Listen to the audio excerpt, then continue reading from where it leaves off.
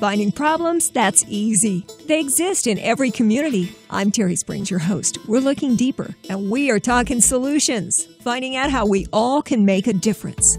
Today on Talking Solutions, a nice full house here in the studio. I've got Brenda Meehan, also Hannah Brooke. Brenda, this has got to be one of your favorite projects, the Harvest Festival. It sure is, and thank you so much, Terry, for having us on. We're happy to have you here, absolutely. Harvest Festival. I knew about this before I even moved to Las Vegas in the early 90s because it moves around. I first experienced it up in the Seattle area at the Tacoma Dome. It originally started in San Francisco. It's been around a long time, over 45 years. It's very unique. Harvest Festival, original art and craft show. What makes it so special is here in Las Vegas, we have over 250 exhibitors, artisans and crafters that come with their wares. A lot of them Americana crafts. Everything is totally homemade. We are what you call a juried show. So everything has to be submitted and then accepted that it is all handcrafted before they get into the show. And after that process, the shows are put together. Over 24,000 Americana handmade arts and crafts that you can see when you come to Cashman Center on September 11th to the 13th. I love this show, seriously. And I have a lot of girlfriends, and not just women.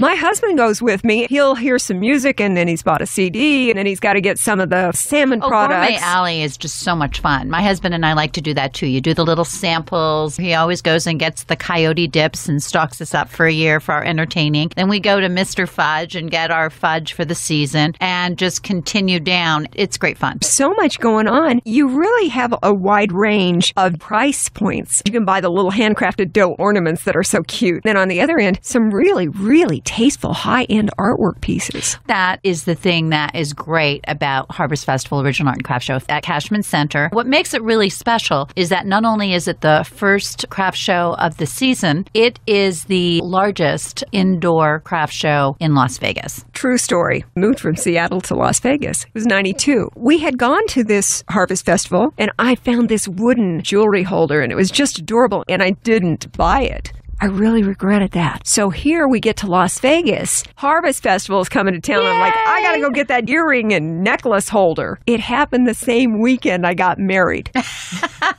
That's one of the reasons why one of my phrases in life is timing is everything. But I did eventually get my earring holder. And by golly, yes, I got the biggest one. Oh, that's great. So what is your favorite booth when you come? Anything that has cats on it, made of any substance. And that's exactly what you were talking about, Terry. You can find anything, a country craft, gourmet food item, to fine art and fine jewelry. It's all there, and it's really one-stop shopping for the holiday season. There's music, and there's food, and always a nice little snack bar where you can sit down and have a beverage if you're tired of just walking around. You want to do some more shopping. You know, where Las Vegas is the entertainment capital of the world, one thing that is unique at Harvest Festival is the Americana type entertainment. Yeah. People really like that. You will be greeted when you walk up, either outdoors or in the front lobby, by Mama Sue and Fast Eddie as they play their washboard and sing on their banjo the terrific music that Harvest Festival is so known by. And I'm really excited because we get different entertainment acts each year that rotate, and we have not had Scotland Marionettes for a couple of years, and they're back this year. Puppet show. Yeah, it is something for the whole family, so you can bring your kids, you can go down to the kids zone, have lots of activities for them to do, and sit and have something to eat and watch our entertainment throughout the whole weekend. It is a lot of fun. Harvest Festival, how many years has it been in town, Brenda? Have you kept track? I believe that we are in our 25th year. That sounds about right. We've been in town 21 years, and we've been doing it that long. We're talking with Brenda Meehan about this year's Harvest Festival. It's going to be at Cashman Center, which is where it is every year, coming up September 11th through the 13th. I love the fact that you get involved also with charities. We do. The important thing about a strong and a successful community event is giving back to the community. And Harvest Festival Original Art and Craft Show does do that. And we have a few charities that are our favorites that we bring on board with us. Who are you working with this year? Let's start off with the Kids Zone. We have Operation Christmas Child, which helps needy children across the world with gift-filled shoeboxes. I'm always being told every year, bring in your shoeboxes because we need them for Operation Christmas Child. That's right. They have an information booth in Kids Zone, so families can find out how to help kids in need over the holiday Christmas season. And to celebrate that, the folks from OCC will be giving free backpacks, letting kids decorate decorate them to take them home, and all kinds of activities that are fun for kids to do. You won't want to miss that. And then also a supporter of Operation Christmas Child, Cal Portland comes out and helps us raise money for OCC Packing Party by having free, interactive, family-friendly activities and AMAZE to teach you and the kids how to live green and environmentally friendly. That's all in the Kids Zone. We have Sunrise Children's Foundation that has been a part of Harvest Festival for many years. Their involvement starts at the beginning of the show when you purchase bags. The monies go towards them to help Sunrise Children's Foundation with their children and family educational programs that they provide locally here in our community. And then as you go down a little farther and those bags get a little heavy, we have a Sunrise parcel check. The donations go towards them. It's great. You mean I don't have to carry all my packages around the whole time? You don't have to carry them. They're friendly volunteers, will meet and greet you. They've been doing this for years. They're very organized. They'll help you out to the car. We have a big sign hung from the ceiling so you can find Parcel Check really easily. And then as you wander back to the end of the show in our Kids Zone, you will also see a Sunrise Children's Foundation Make It and Take It area where you can meet a lot of their instructors and teachers, and the kids can sit down and do all kinds of crafts and take them home with them. This package check, I'm really focusing on that because there have been times where I've stopped shopping and said, I just can't carry this stuff. Let's go. Terry, we don't want that to happen. No, I don't either. I'm going to personally introduce you to them when you come in. I can't wait for that.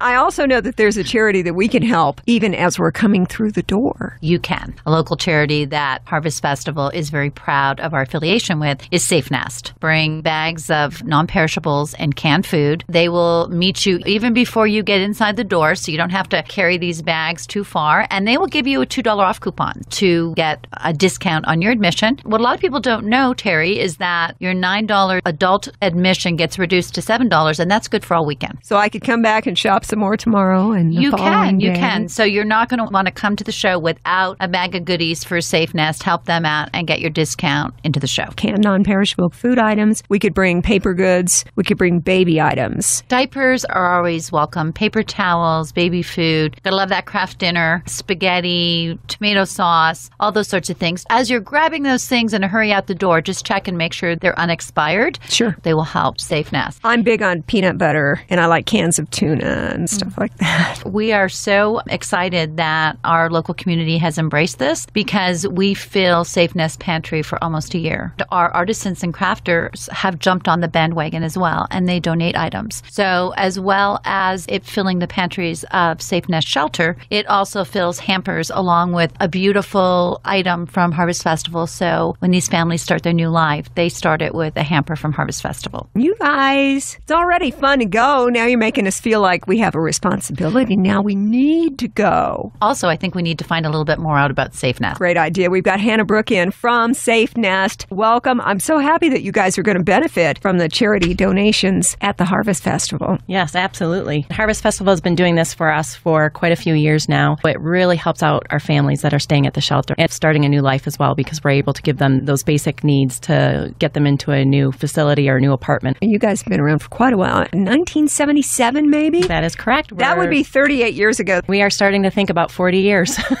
40 years. Yes. And 40 more, I have no doubt. Unfortunately, there's a need for the services that are provided by Safe Nest. That is correct. We're a domestic violence shelter. We provide everything from a safe place to live, and it's confidential, as well as emergency protection orders, counseling services, not only for the victim, but also for children, and advocacy, which is very important. One of the neat things about Safe Nest is the location of the shelter is not made public. Primarily women and children. There wouldn't be any men that would be a part of the shelter. Ironically, people just don't think that men can be victims. They can be victims. In that instance, then we work with a local hotel that will provide shelter for free. Yeah. But it's very important to our victims that we provide a confidential area, because to get your life going and to get your head in the right place, you need to feel safe, and you need to feel that your children are safe. And so that is what we're able to provide by having a confidential shelter. On the website itself, it's also saying to any person who comes to your website, basically if you're at work or if somebody's seeing you on this site, hit escape Yes, there's a cover safe up. button. The website is even safe. Right. And we're very careful. Even on Facebook, we don't want comments, because you don't know what your batterer or your perpetrator is doing, looking or stalking, I guess you could say. You don't want them to see what the history is of what you're looking for. Domestic violence is just a huge issue, very much needed service. But the primarily women and children who are coming to you for help, they would be in a fragile state when they first come to you for assistance? Because they've probably been in this situation for a while. They've thought about how they need to get out, and they finally get the courage to say, I'm doing this. I can't take this any longer. Right. That's one of the great things. We have a hotline. We also have our website that you've mentioned. Our hotline is 702-646-4981. 702-646-4981. It's not an easy number to remember, and that's why it's on our website as well. But if you call our hotline to speak with an advocate, you don't need to make the decision right away whether or not you're going to leave. It might take a couple of phone calls just to help build that courage to leave the situation that you're in. Sometimes people don't even realize that they're in a situation until they call our advocate. The advocate will ask a list of questions, and then the light bulb might go on. It might take a child saying something, because a lot of times parents think, oh, my kids don't know what's going on. You'd be surprised at how much kids understand what's going on in their house. That's why it's important that the children or anyone else in the household that is not necessarily a direct victim of domestic violence, it's important to get them counseling services as well. I would consider them victims too, just to be in that situation. Exactly. Indirect victims. Yeah, I couldn't see it not having some kind of impact. When someone who is a victim of domestic violence calls for the first time, they're not sure, is their situation bad enough to actually be considered a domestic violence situation? I've known people in the past who it was not so much a physical,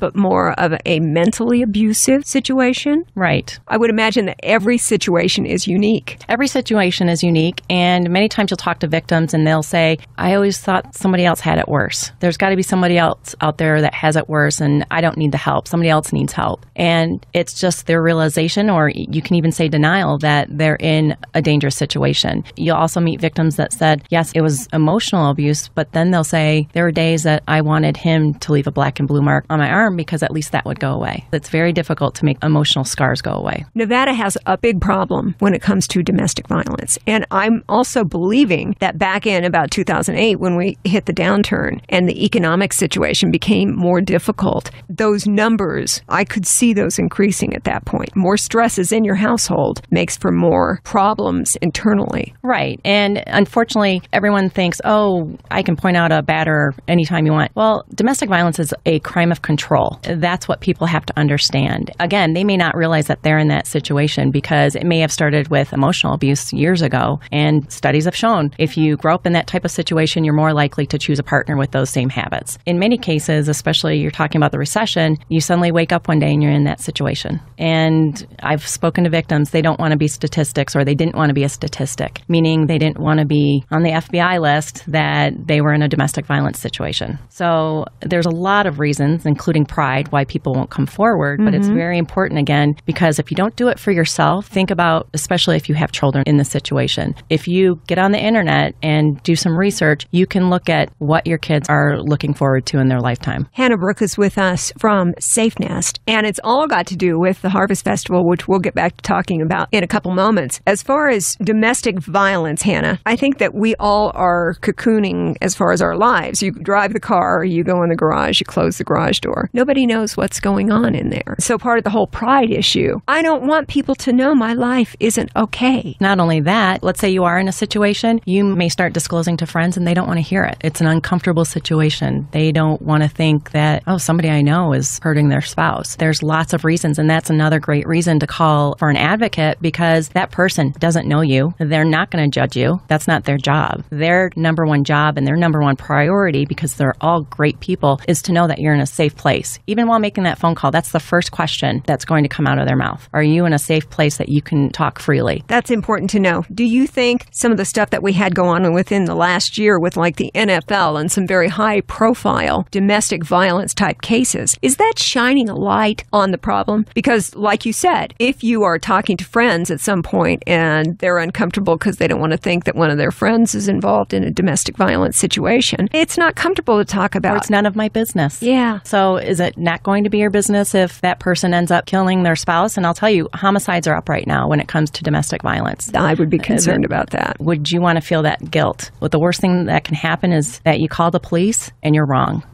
I frankly would rather be wrong and a little embarrassed rather than having someone hurt that Wouldn't I know. you think that the police would also be okay with you being wrong? I've always heard the most dangerous call that an officer can go out on is a domestic violence call. And unfortunately, recently that was proven That's up in right. Carson City. And I've had discussions with police officers where we even had one here in the Valley that was killed years ago. It was a domestic violence situation. And again, not to bring the whole law enforcement role in here, but law enforcement plays a very important role. A lot of times they're the very first contact for a victim and the batterer. I'd heard also it's a situation where with a domestic violence call in many cities, if you make that call to the police and they come out, somebody has to leave because it's a domestic violence type issue. And the only safe way to deal with this is we got to get one of you out of here, at least for now. Exactly. That's why it's very important in the law enforcement world that they're given proper training. And I know for a fact that this has been going on. Now law enforcement, where in the past they were never taught this, you have the batterer and you have a victim. And since they're the first person on the scene, they have to make the decision as to which role each person is playing. And then you may have children in there. So then there's added issues. But again, the most important thing for them is to understand who has defensive wounds and who is the batterer. That's what they're trained to look for now. And a big subject matter that's coming into the news now in the past couple of years is strangulation. That a victim may not show signs of strangulation around their neck, but there could be damage on the inside of their throat because there was a choking. So that's why there's added crimes, I guess you could say, or added charges if there's a strangulation involved. To take domestic violence and to go from maybe verbal abuse to actually having it go physical to the point where somebody's life is ending here. We've had situations in the news, you hear about it all the time, where there's a restraining order out, but it's not like that person is in a cage and protected from everything. A piece of paper does not protect you. Yeah. It leaves a paper trail, which is phenomenal, is really what a victim needs. People that have never been in that type of situation are very quick to say, well, they should just leave. Only the victim knows when the right time is to leave, when the safest time is to leave. Unfortunately, though, the time that they pick is the most dangerous time. From the time that they decide to leave to the divorce settlement or things can finally calm down, there is a period of time where the lethality rate will go up, meaning they're more likely to be killed. When you say that domestic violence is a crime of control and the abuser is about ready to lose that person that he is abusing out of his direct control, it's like, oh, no, you're not going anywhere. That's where it can get very intense. Exactly. And batterers, they use manipulation. They may threaten suicide. They may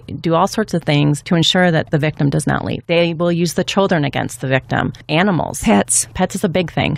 It is because they can't help themselves like children. No, Once exactly. again, they're at their mercy. You had brought up the NFL previously, and Major League Baseball has just come out with their own domestic violence policies. They've really taken a step forward because they don't want to be in the same position that the NFL is currently, where they have all of these cases coming up and each team is reacting differently. So their thought process was to come up with policies to put in place in the event that those things start to happen. So they know how they will proceed. Yeah, exactly. Know how to deal with the situation. That's good to know. It's so important for everybody to say, that is not okay. It's not all right not to talk about it. It's not all right to say, I'm not comfortable hearing about it. It's a problem we need to deal with. And the only way we're going to deal with it is by bringing it out and into the light. And we need to start talking about it early, especially if we have teenagers. Start talking about dating violence. Start talking about what your boundaries are and what your children should see as respectful behaviors. It's not okay for your girlfriend to call you names. It's not okay for your boyfriend to call you names. That's not healthy. We need to teach our children what healthy relationships are. While we're talking about Safe Nest, the domestic violence shelter with Hannah Brooke, I also want to make sure that we shine a light on some of the successes that you've had. How many individuals have come through Safe Nest and have left stronger, able to do things on their own and departed on their new life? Once someone has left our program, they're done with therapy, they're done with our shelter, they're getting on with their life. That's a win. And that is a phenomenal win. We help each year tens of thousands of people that will just call our hotline for help. We make that many contacts to people who obviously there's something going on with their life that they feel that they need either some type of reassurance or they need a safety plan or they need a place to stay. How about the information for the website, also for the hotline, so that maybe you're in a situation where you're not really comfortable with that partner? Or even if you see certain signs your friend is changing, what's going on? Are they complaining more and more about their spouse, or is their spouse trying to alienate them from other people, saying, yeah, you shouldn't be hanging out with those people? Those are subtle, but they're very apparent signs. Be aware, and it's okay to ask questions. But the number one thing we do ask people if they're going to call our hotline or even be on our website, make sure you're in a safe place. Our website is safenest.org.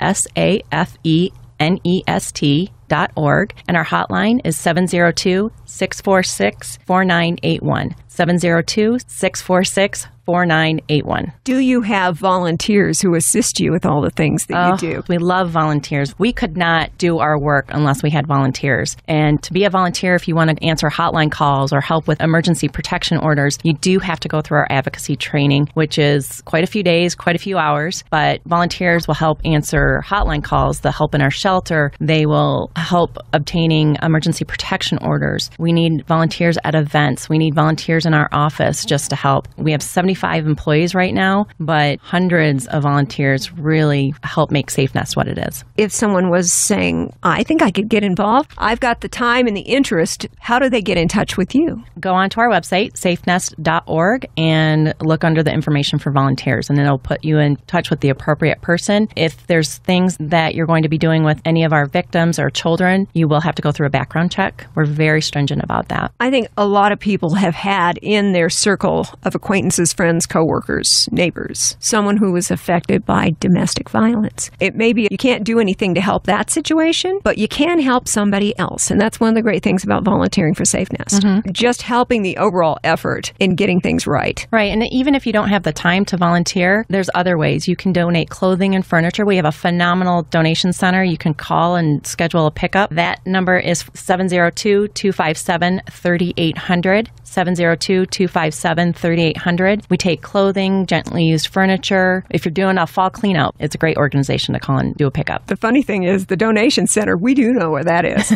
Yeah. The house, we keep that under wraps, but we do know where the donation center can be found. I'll put the information, all the links and everything about Safe Nest donations and your contact information on our Talking Solutions Facebook page. Plus, that's where we put a podcast of this entire interview. You're awesome. Thank you. What we do.